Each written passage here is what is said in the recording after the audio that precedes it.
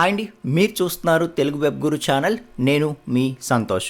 Friends, ఈ క్లాస్లో VS code, visual studio code అని చెప్పి మనకి ఒక పాపులర్ ఐడిఈ ఉంది.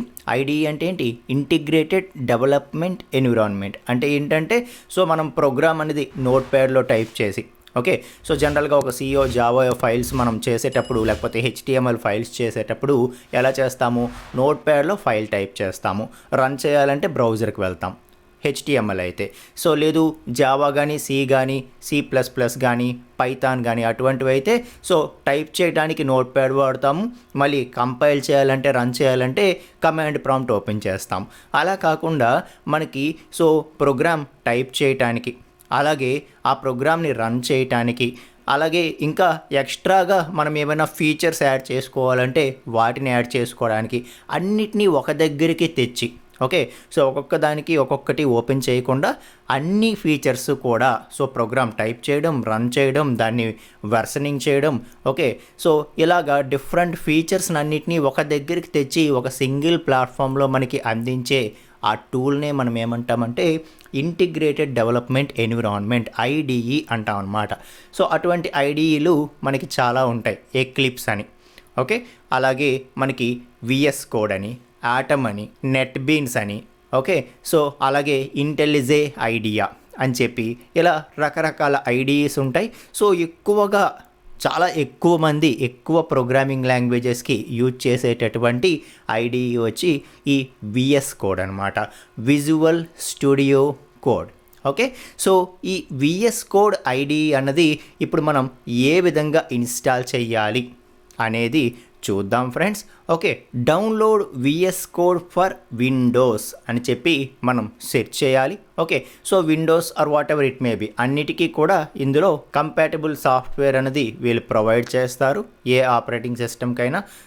మనది ఏ ఆపరేటింగ్ సిస్టమ్ అయితే దానికి తగ్గట్టుగా మనం సెలెక్ట్ చేసుకోవాలి. విండోస్ అయితే విండోస్, మ్యాక్ అయితే మ్యాక్, ఓకే, ఏదైతే అది. కొంతమంది ఉబుంటూ లాంటి లైనక్స్ సిస్టమ్స్ యూజ్ చేస్తారు, అటువంటివి రెడ్ హ్యాట్, ఏదైనా సరే.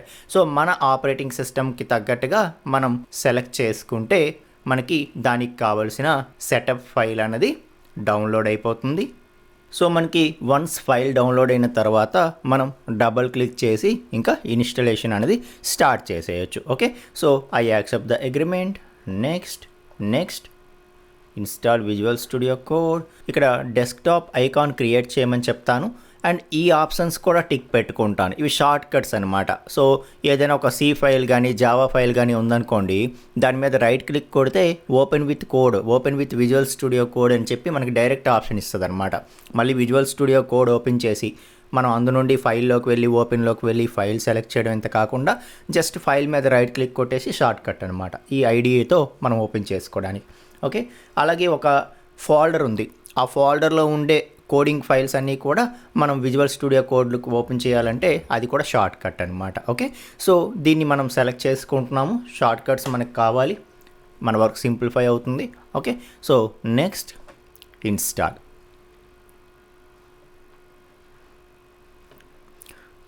మనం ఇంకా ఫినిష్ క్లిక్ చేయగానే ఆల్రెడీ లాంచ్ అనేది చెక్ బాక్స్ చెక్ చేసే ఉంది కాబట్టి మనం ఫినిష్ అనగానే మనకి విజువల్ స్టూడియో కోడ్ అనేది ఓపెన్ అయిపోతుంది అనమాట. దీని యొక్క ఇంటర్ఫేస్ ఈ విధంగా ఉంటుంది. ఏ థీమ్ కావాలంటే ఆ థీమ్ సెలెక్ట్ చేసుకోవచ్చు. లైట్ అంటే ఇలా బ్యాక్గ్రౌండ్ వైట్ అది అలా వస్తుంది. ఓకే, డార్క్లో మళ్ళీ హై కాంట్రాస్ట్ కలర్స్ కావాలంటే, లైట్లో హై కాంట్రాస్ట్ కలర్స్ కావాలంటే ఇలా అనమాట. హై కాంట్రాస్ట్ కన్నా మనకి లో అయితే బాగుంటుంది, ఎక్కువసేపు వర్క్ చేస్తాం కాబట్టి. ఇందులో మనం లైట్ కానీ డార్క్ కానీ మీకు ఏది నచ్చితే అది సెలెక్ట్ చేసుకోవచ్చు. ఓకే, లేదు మీకు ఇవి కంఫర్టబుల్ అనుకుంటే ఇవి కూడా మీరు సెలెక్ట్ చేసుకోవచ్చు, నో ప్రాబ్లం. ఓకే, ఈ విధంగా మనం సెలెక్ట్ చేసుకుంటే సరిపోతుందన్నమాట. That's it. ఇక్కడ మనకి ఏమైనా కొన్ని ఇన్స్ట్రక్షన్స్ ఎలా యూజ్ చేయాలి ఏంటి అని చెప్పి చిన్న ఇన్స్ట్రక్షన్స్ ఇస్తుంది. మీకు ఇవన్నీ కూడా ఒకసారి మీరు చూడాలనుకుంటే చూడొచ్చు, లేదు అంటే ఇంకా క్లోజ్ చేసేయచ్చు.